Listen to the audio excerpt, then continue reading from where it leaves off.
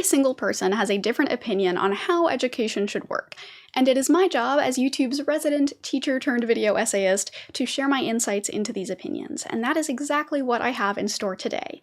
Because I have been working on a big video about the war on public education, and as part of the research for that video, I've been immersing myself in the right-wing perspective on schools. Part of the conservative pushback against public schools, especially against the current boogeymen of critical race theory and LGBTQ representation, comes from self-described parents' rights advocates, a group that includes parents of school kids who believe that their voices aren't being heard or respected by schools, as well as politicians who are passing laws to help cement a parents' bill of rights in various states. But as I was looking into the parents' rights movement, I started noticing some trends in the way that their arguments are framed that I felt deserved a video on its own. Specifically, I noticed that the way that these parents' rights people talk about kids is both very weird and actually kind of concerning. Now, I'm not going to get into the actual legal element of parents' rights stuff because I'm not a lawyer, but I am a former teacher with a degree in rhetoric, so I want to look at the language that politicians and parents use to talk about parents and their children. Because when you look under the surface, there is some wild stuff here. Before we get into things, I want to give a little content warning for some brief discussions of child abuse, because of course, that is where this video is going. But anyway, if we are going to talk about parents' rights stuff, we first need to figure out who parents' rights advocates are and what they want. The parents' rights label is vague enough that it's used by lots of different people who don't all necessarily agree on what it means. On one end, it is used by groups like Moms for Liberty and PragerU, who want to gut the entire education system, starting with CRT, SEL, DEI, LGBT, and all of the other acronyms that teachers' unions are apparently using to brainwash children. And on the other end, it's used by groups like Red, Wine, and Blue, who support public schools and LGBTQ rights, and want to take back the parents' rights label from those more extreme voices. In this video, I am talking specifically about that first group. The term parents' rights isn't inherently harmful or anything, so as I examine it throughout this video, remember that I am just looking at how specific people use that term to frame their goals. And their goals are certainly something. When a movement is focused on restoring parents' rights, you have to ask, parents' rights to what? When groups like Moms for Liberty or PragerU use the term, it is usually associated with transparency in schools. Parents, they argue, just want to know what their kids are being taught. And in theory, this isn't a bad thing. I think transparency is good. I think parents getting engaged in their kids' learning is a good thing. But parents' rights doesn't just stop there, because they don't just want transparency for transparency's sake. They don't want to know what's being taught so they can have a fuller understanding of what their kids are learning. They want transparency because they want control. They want to know what books are in the school's library so that they can make the library remove the books that have LGBTQ characters. They want to know what the history curriculum looks like so that they can refuse to let their child be taught about the US's history of racism. And this is why they care so much about school board meetings. One of the best ways to have a hand in what happens at your kid's school is by making your voice heard by the people in charge. But this is old news, right? We all know about the calls for book banning and the limits on how history, sex ed, and other subjects are taught. That isn't the interesting part. The interesting part is how parents' rights advocates talk about kids. To show you what I'm talking about, look at the language that Moms for Liberty members use around mask mandates.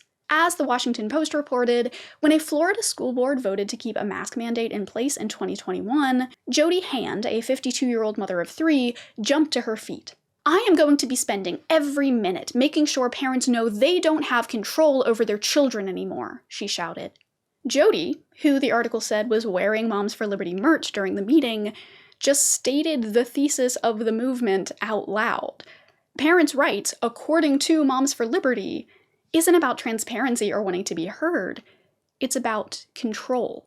Parents' rights means the right to have full, uninhibited control over children. Not every parents' rights advocate is as transparent about this goal, but the language that they use certainly points in that direction. In his recent book, Keeping the Kids All Right: How to Empower Your Children Against the Leftist Agenda Without Homeschooling, Popular conservative radio personality Barak Lurie gives advice for how parents can successfully indoctrinate their children. And I'm not editorializing here either. He literally says the goal of parenting is to indoctrinate your child. This is indoctrination, but it's also the right thing to do. You're the parent, it's your job. Everything you do is indoctrination one way or the other. So how do we successfully indoctrinate our kids? We drip feed them a steady diet of straw man arguments and actively make fun of people who disagree with us. He provides sample dialogues between himself and his children where he shows off these techniques for indoctrination, but in all of the examples, the child always agrees with him. First of all, it is really easy to make up a conversation that makes you look good, especially when it's a fictional conversation between a middle-aged man and a 10-year-old. And second of all, he states that he begins each conversation by asking the child for their opinion on whatever topic they're discussing, because it shows them you have respect for their input and thought process. It engages them while giving them an opportunity to obtain your approval. But there's a difference between acting like you care about someone's opinion and actually caring about it. Clearly, he doesn't actually care about their opinion, because if he did, he'd be open to hearing an opinion that isn't exactly the same as his own. And to make things worse, there's also an implication that his approval is contingent on the child agreeing with him. Lurie cannot imagine a world where his child holds a different opinion, and he only respects and approves of his kids because they agree with him. Contrary to what the book's title suggests, Barak Lurie doesn't want to empower his kids. He wants to control them until they can flawlessly parrot all of his opinions back to him. But maybe this is just one very silly Bond villain of a man who should not be taken seriously by anyone for any reason, right? Unfortunately, things get worse. Things get a lot worse. But before we get into the really heavy stuff, let's take a little break and watch a watercolor time-lapse while I tell you about today's sponsor, Skillshare. Skillshare is an online learning community with thousands of classes on a huge array of topics, from drawing to writing to making music to making videos and even starting your own business. I have been teaching myself how to watercolor for a few months, and as anyone who has done watercolor can attest, it is really hard. But using lessons on Skillshare, like Line Drawing Essentials by Andy Lopez and Blooming Botanicals by Will Elliston, which I used for this project specifically, I was able to learn from people who actually know what they're talking about instead of just fumbling my way through it like I had been. Watercolor is a really relaxing outlet for me, and it has been so fun to learn a new skill from the ground up. Like, I have honestly never been good at art my whole life. But one of the great things about Skillshare is they have lessons for all different skill levels. So whether you're a total beginner like me, or if you're already an artistic master just looking to challenge yourself, Skillshare has something for you. Between the breadth of options, the depth of skill levels, and the laid-back, learn-at-your-own-pace nature of the classes, Skillshare is an amazing resource for learning a new skill or honing one you already have. If you want to try out Skillshare for yourself, you can join using the link in the description, and the first 1,000 people to use that link will get a whole month for free. Again, that link is in the description, and thanks again to Skillshare for sponsoring this video. Alright, let's get back into things. It might be easy to dismiss one awful guy writing about indoctrinating kids, but the rhetoric of control is all over the place. Consider how parents' rights advocates talk about LGBTQ issues. Many school districts are passing rules requiring teachers and counselors to tell parents anytime a student changes their gender identity or starts using different pronouns. Because, parents' rights folks argue, parents have a right to know the decisions that their children are making at school. But when parents are so worried about what the school does or does not want to tell them, there's no consideration of what their child wants. What if your child simply wants to experiment with different pronouns to see what fits? What if your child is just waiting for the right time to talk to you about it? What if your child doesn't want you to know because they're worried you won't support them? Because the truth is, they don't care what their child wants. They would argue that their child is too young to make any decision about their gender or sexuality, or that their child is being unduly influenced by teachers trying to turn them gay, so the child's opinion can just be totally disregarded. What the child wants doesn't matter. The only thing that matters is what the parents want. Just like they only want to know what books are in the library so they can tell the school which books to get rid of, they only want to know if their child is questioning their gender identity so they can stop them from doing so. And what makes it even worse is that this doesn't even just end at their own children. They want these rules in place for everyone. And when taken to its extreme, this rhetoric of parental control can lead to devastating consequences. I won't get into too much of it here, but the book To Train Up a Child by Michael and Debbi Pearl uses the Bible to justify parents hitting their children and depriving them of food to break their will and train them to be obedient. And let's not forget my video on PragerU's so-called parenting expert, who used the same language of obedience to justify locking kids in their rooms for hours at a time. Everywhere you look, it is about control. But when you have full control over something else, not just a responsibility to keep it safe, but a right to use it however you want, shy of actively harming it, that's not how you treat human beings. It's how you treat property. They see children as property. And I'm not reading between the lines or putting words into people's mouths. A few years ago, Senator Rand Paul literally just said parents own their children. And just a few weeks ago, PragerU's Jill Simonian said parents should act accordingly when school board members say that parents don't own their children. Which they don't. Parents do not own their children. That is just a factual statement. And again, I don't want to get into the minutiae around the legal relationships between children and their parents. I just want to focus on the language of ownership that Rand Paul and Jill Simonian are using, the language of indoctrination that Barak Lurie uses, the language of training and obedience that Michael and Debbi Pearl use, and the language of control that Moms for Liberty uses. None of this is language you use to describe a good relationship between human beings who respect each other. It's language you use to describe monetary transactions and animals. Consider the case of Annabella Rockwell, who started college a happy-go-lucky young woman and then left an angry feminist who blamed the patriarchy for all her problems. But don't worry, because her mom paid a deprogrammer $300 a day to fix her. $300 a day! Oh yeah, did I mention that she's an heiress to a pharmaceutical fortune? Anyway, Annabella's parents were so distraught that their daughter was different after having grown up and left the nest that they dropped thousands of dollars to get their little girl back. They couldn't accept that she had changed, so they treated her like a computer that started malfunctioning after an update and paid someone to do a factory reset. And now she works as a fundraiser for PragerU.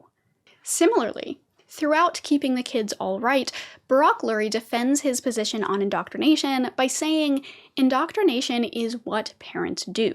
In fact, indoctrination is your #1 job. Others can demand that right to indoctrinate your children when they do all the baby carrying, feeding, diaper changing, doctor visits, driving to school and after-school activities and sports, and pay for them all. Until then, they can shut up. In other words, you are entitled to indoctrinate your kids because you paid for them. He also constantly refers to teachers as thieves, who you're essentially just handing your valuables to when you send your kids to school. Children aren't people. They are objects that can be stolen. Once you see how the parents' rights language of control objectifies kids, you start seeing it everywhere in every right-wing policy position that affects children. It's why they don't fight for free school lunch. As North Dakota Senator Mike Wabima said, "I can understand children going hungry, but is that really the problem of the school district? It's really a problem of parents being negligent with their kids. If children are the property of their parents, it's the parents' responsibility to take care of their property." It's why they want to implement physical examinations of child athletes to verify their biological sex. Because they don't care about the privacy of the children whose bodies they're inspecting. They don't care how invasive and traumatic it is to have your body treated like crime scene evidence. They only care about using those bodies as pawns in their culture war. It's why so many parents and politicians fight for the right to use corporal punishment at home and in schools. Because even though hitting another adult counts as assault, battery, or domestic violence, as long as you are hitting a child the right way, it's okay. Adults' rights to discipline children however they see fit matters more than children's right to safety, to say nothing of the slew of other issues that are linked with corporal punishment. And it's why they don't fight for gun control to address the rise in school shootings. Because adults' Second Amendment rights matter more than children's right to safety. We shouldn't limit the freedoms of real people just to protect kids, right? All of this is to say that when we prioritize the power of parents to control their children, We actively dehumanize the very people we are allegedly trying to protect. As of 2023, I am not a parent, but I also don't think that you should have to be a parent to care about how kids are treated. And right now, there is a growing movement that actively frames children as the property of their parents. And I think that's a bad thing. A lot of these arguments come down to, well, parents own their kids, and if the parents don't own the kids, then the state must own the kids. But I don't think anyone owns kids because kids aren't property. They're people.